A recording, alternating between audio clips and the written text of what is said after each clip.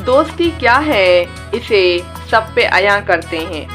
दोस्ती क्या है इसे सब पे अयां करते हैं। आओ कुछ खूबियाँ यारों की बयां करते हैं। दोस्ती एक हसीन जज्बे इंसानी है।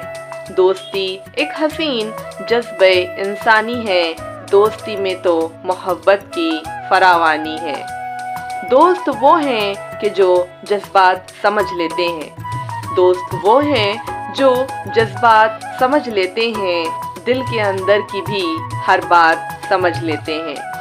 साथ रहते हैं तो कुछ ऐसी दवा देते हैं। साथ रहते हैं तो कुछ ऐसी दवा देते हैं। सारे दुख दर्द को पल भर में भुला देते हैं। जो कि लाजिम ना हो वो हक भी अदा करते हैं। जो कि लाजिम ना हो वो हक भी अदा करते हैं। दोस्त कुछ भाई से बढ़कर भी हुआ करते हैं।